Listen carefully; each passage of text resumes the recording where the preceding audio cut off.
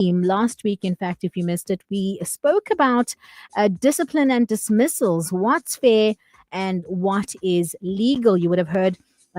Things like the difference between misconduct and poor performance, substantive versus procedural, fairness, what a disciplinary hearing should include, as well as some of the common errors rather common employer errors that lead to CCMA losses. So that was the conversation that we had last week. Now, of course, as mentioned, Al Incorporated is a Holly Black owned law firm that is based in the Western Cape, launched just before South Africa's national lockdown in 2020.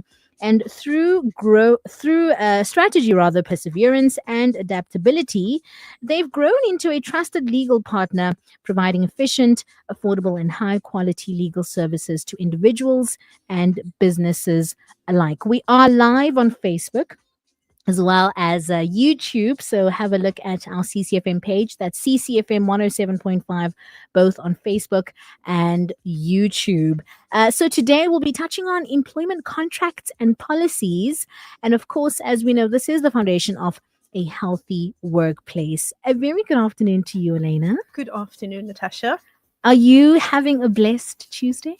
I am. I'm having a wonderful day today. I love it. And I'm really excited to be back. Yeah, I love it. Thanks for joining us. Yes. And of course, also hoping you had a great Easter weekend with the family. I did. Was yours good? Yeah, it was great. It was great. Yeah. Elena, this is such I think we can all relate with this part of the conversation to a certain degree. Mm-hmm. And I'm excited to get into it. We're going to be touching on, why we should even have this thing called a contract, the benefits of a contract and what should be legally sound in an employment contract. But just to set the foundation, why, in your opinion, why is it important to even touch on this particular conversation?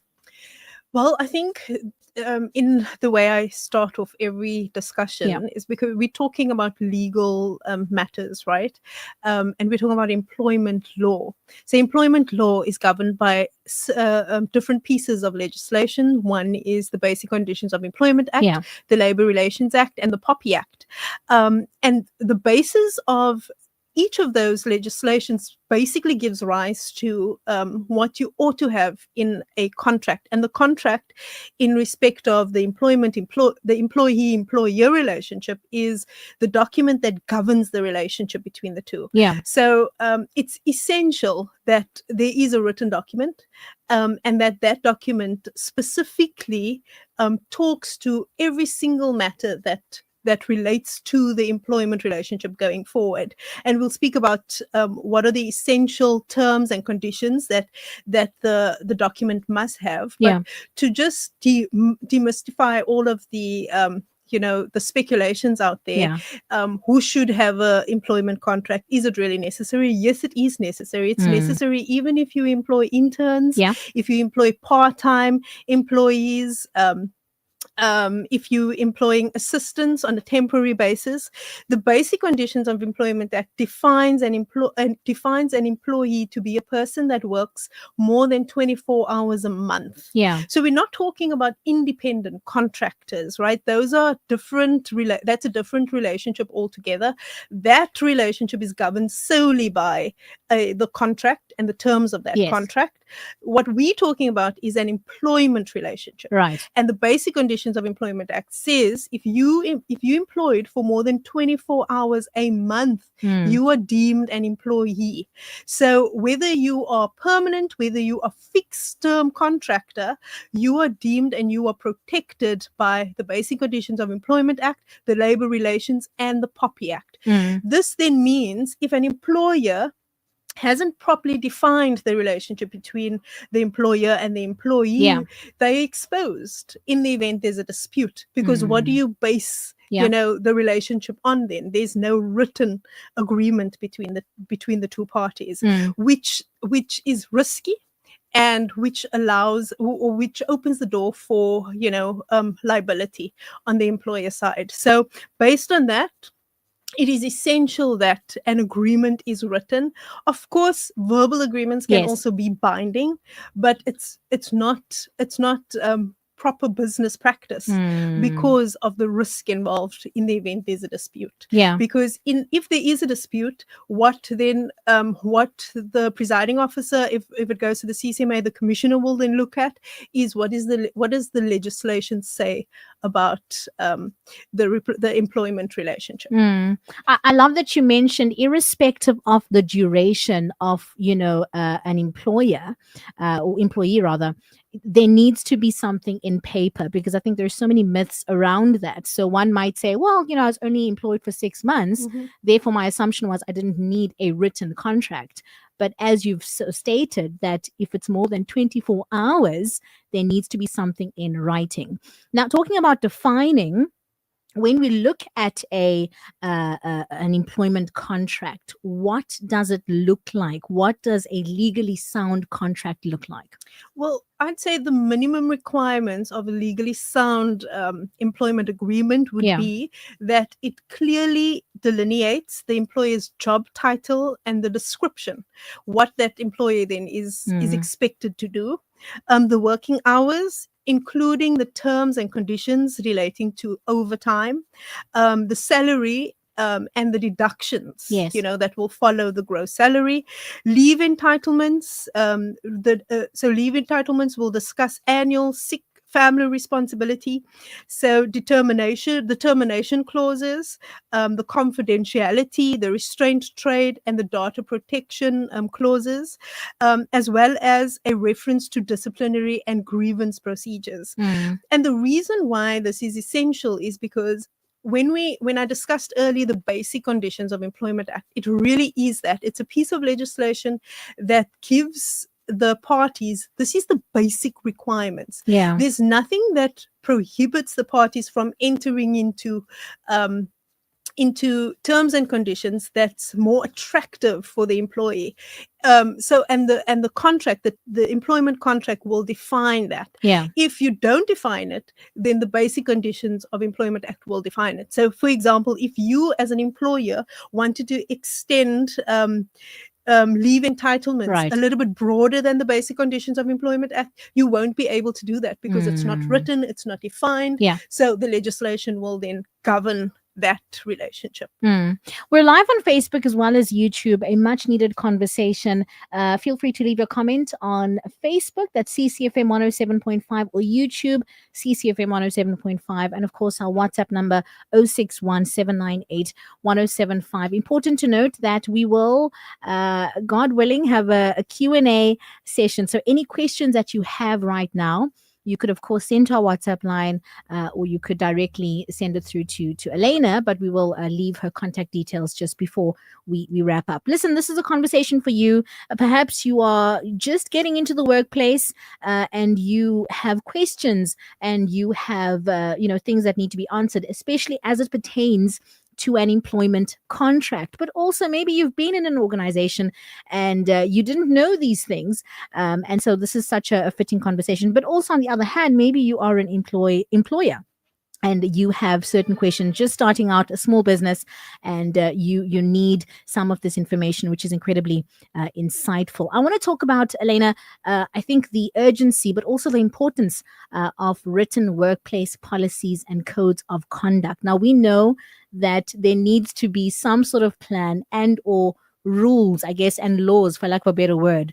And for me, when I think of policies and codes of conduct, that's exactly what I think of. Rules, laws, they are things set in place so that the organization, in this instance, can run. Let's talk about that. All right. So there's no one size fits all approach to policies and codes of conduct. I mean, what suits one organization doesn't necessarily suit another. It depends on the industry. It depends on target and deliverables and all of that.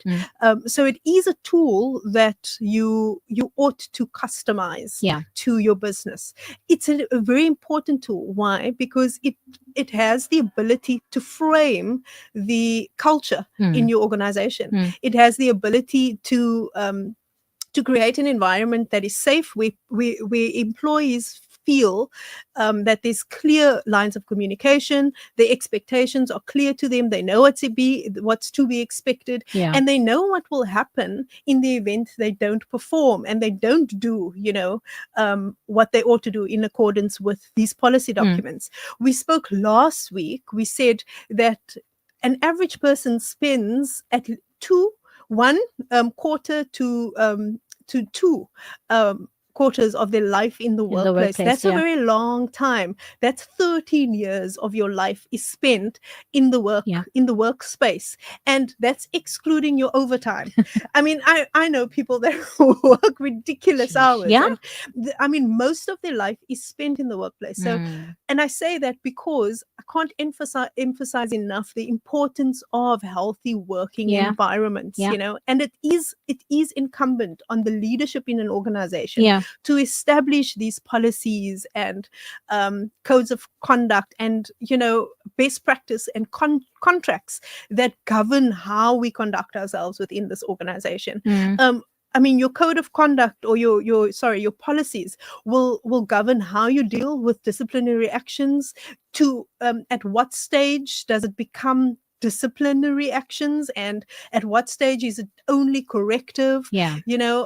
What is the policy? It will define what the policy is on social media usage in the workplace. It will define the policy on smoking, Yeah. and everything really that you can think of under the sun that involves that organization should be encapsulated in this policy document. And this is why I'm saying it's not a one size fits all. I was going to I say, don't know the yeah. needs of your particular organization, and it's incumbent, I think, on the leadership to weigh that, to consider that, what document best reflects Yeah. our organization, where we want to go as an organization, and the environment we want to create as an Yeah. organization. Most companies and organizations that don't function well, the first question I'll ask them Yes. is, do you have policies? What does your policies say on this matter? And invariably, organizations that suffer high retention rates Yeah. is organizations that don't have properly defined policies Yeah. and contracts. Or outdated policies. Oh, 100%. Thanks for Yes. I mean,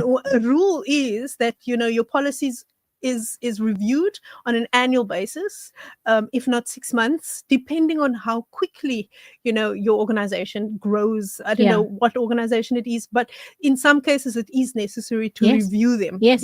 Absolutely. Within a 6-month period or so. Absolutely. As I've mentioned, this one is this one hits home for many of us.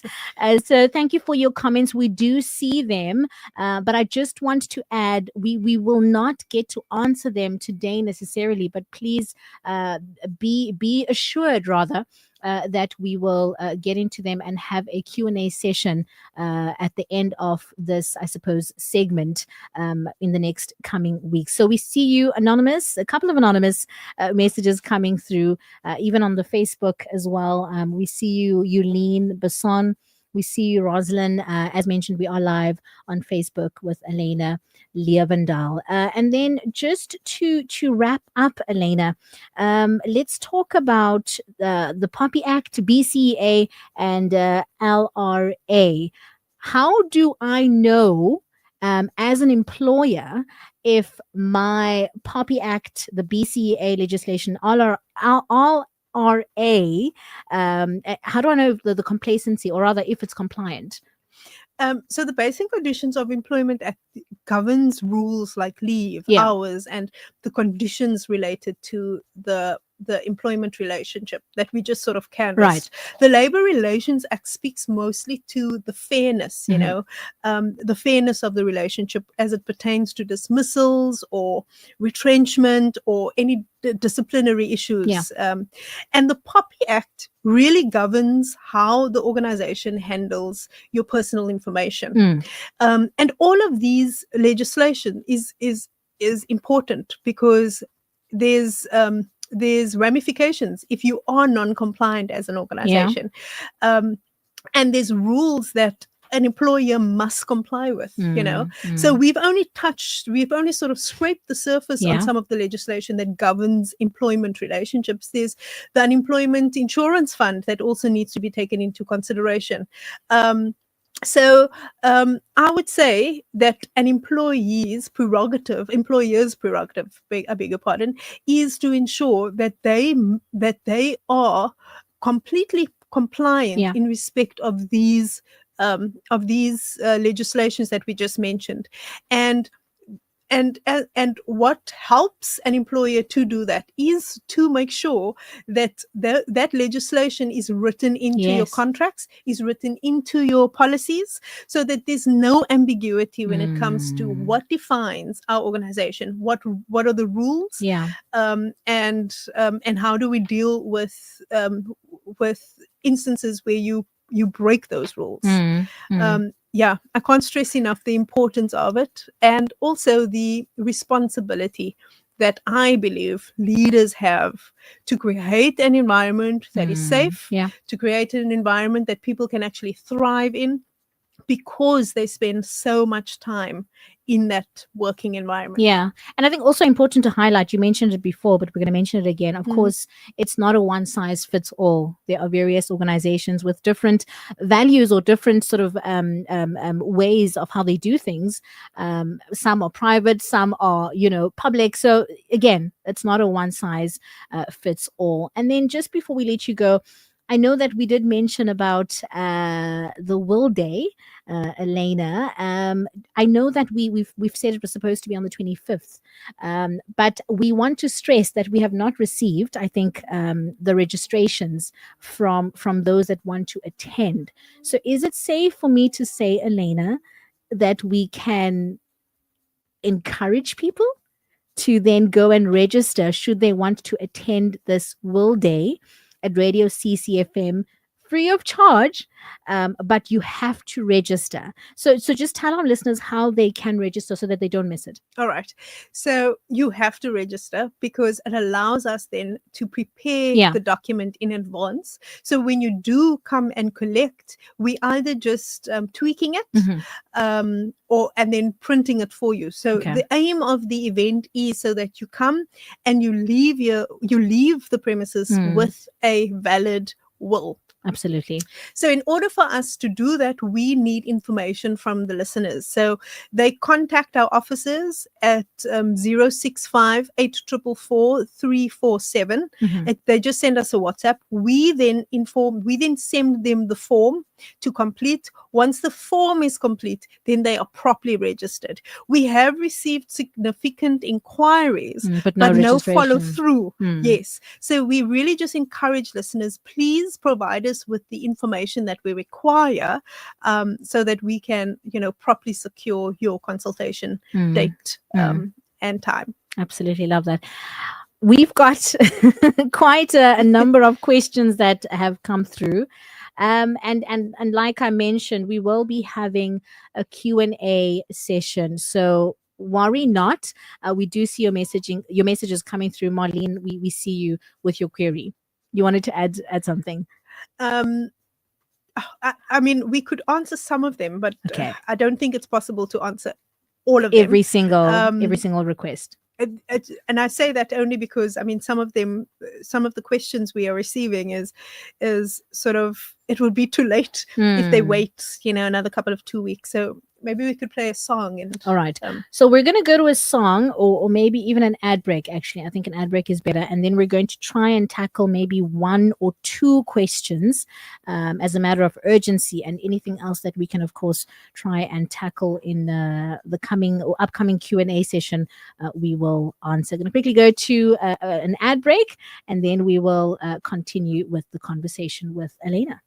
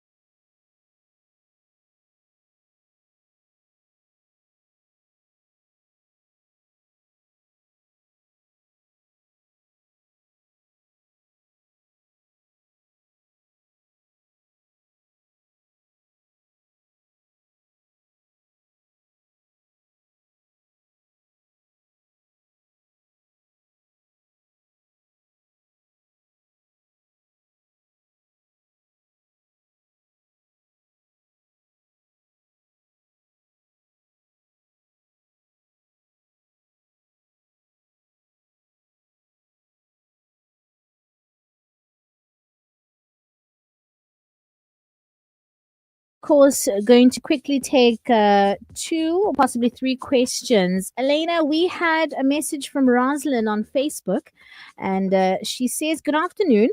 Trust that you're well. What if I have someone who maybe works at my house and I have a verbal agreement with the person? What would that look like?" All right. So we want to move you away from having a verbal agreement with the person first and foremost. Remember, if the person works for you for more than 24 hours a month, Yeah. that person is deemed an employee and is then protected under all of the legislations that we mentioned. That's the Basic Conditions of Employment Act, that's the Labor Relations Act, and that's the POPI Act, Yeah. right?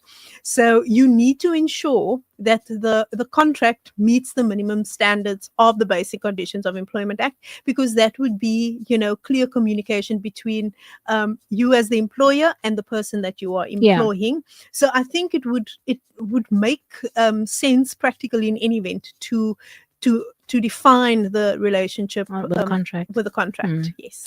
Then, oh, sorry, would you Yeah, no, okay. sure. Then Yulene says, "Tell me on Facebook, can a company have a clause in the contract of employment saying they require 100% attendance?" Good one. Okay. Well, I'll say the following. Yeah. That your contract can have any clause it wants to have, right? But the test is that term and condition legally binding? Yeah. It cannot be in contradiction to the legislation out there.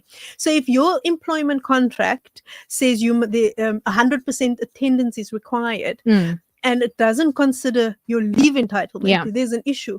But remember, I don't know the type of contract you have. But if I'm just talking specifically, an employment contract, right? So that essentially means you are protected by these the legislations that we covered.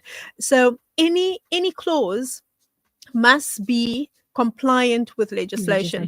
So I'd say, look, I'd weigh that clause up against what does the Basic Conditions of Employment Act say about leave entitlement. Annual leave you're entitled to, sick leave you're entitled to, family responsibility you're entitled to. But remember, certain leave benefits only kicks in after a certain amount of time. So you have to then have been employed with that organization for a certain amount of time for you to get, certain leave benefits. So just bear that in mind too. But the gist of it is that it would be helpful to look at what the legislation says versus, of course, what your contract with the company says. Is that correct? So you can have a great contract, written contract, yes, but is the terms of that contract, is it actually legally binding? And if you as an employee feel that it isn't, you do your own homework and you find, no, but this clause doesn't sit well with me, then raise it with the employer and challenge the employer on that basis. Thank you so much, Yulene. And then very lastly, Anonymous saying, "Good evening, ladies. Please help me out. I need advice. What do I do if my contract is contradictory with itself? Am I obligated to sign it because everything does not make sense in it? Am I obligated to sign because I haven't and nobody even pursued me to sign at any work or at my workplace?" All right. So look, a contract is two people having consensus, right? So you must agree to the terms and conditions of the employment agreement, and you have a right to challenge certain terms and conditions set out in that agreement. If the person feels forced to sign, I'd say pause, make notes on the contract, and send it to your employer, clearly stating what your issues are. This feels contradictory. Can we have a meeting to discuss, my interpretation of these clauses? And it is the employer's responsibility to then come back and engage the employee so that there's consensus that you are of the same mind when you enter into the contract. Remember, the point of having a contract is so that you clearly define the expectations between the parties. If you're entering into a contract just for the sake of entering into the contract and not interrogating the terms as this individual is doing, then what's the point, right? Because then there is no consensus, there is no agreement between the parties, 100%. And so I'm hoping that you are at the beginning stages of the negotiation between employer and employee. And if you are, then engage it from that perspective. Interrogate it, make your notes on the contract, and make sure all of that is recorded in writing, because changes can be made to the contract contrary to what employers say. Yes, they have standardized contracts, and yes, it is good, and I advocate for it too, but there is no one size fits all in even relationships with employees. In some cases, some employers, it makes sense to relax on certain certain rules. And I mean, I'm talking now about with it comes to your hours, and what and maybe remote working. In one case, in one person's position, they are required to be at a specific at the workplace at a specific time.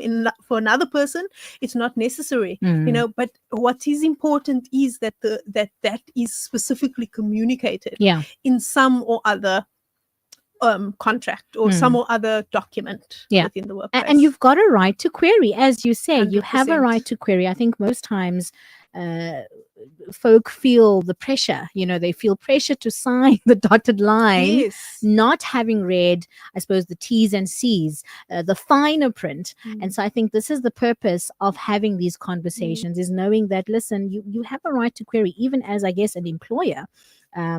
Rethink things. Are your policies updated? Are they in line with the legislation? So really hoping that there was a takeaway for you in this conversation. Because of time, we do have to wrap it up. Again, we're going to try and take down all these questions. Those that we haven't answered, we will sort of answer them in our Q&A session. Elena, thank you.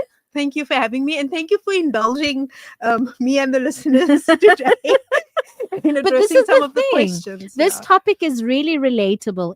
I mean, there's so many that we could even dive into, subtopics just on the workplace, right, and the healthy environment within the workplace.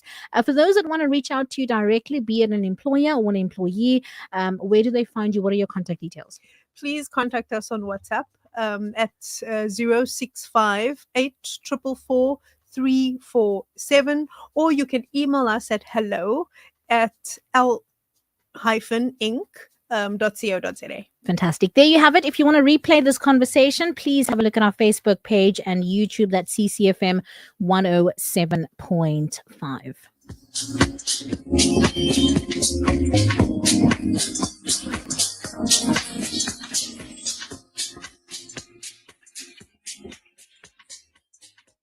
This segment was sponsored by AL Inc. AL Inc. is a boutique law firm with a focus on servicing organizations. For more information, WhatsApp 065 844 347. Follow our social media platforms on Facebook and LinkedIn by searching AL Inc. AL Inc., your ally.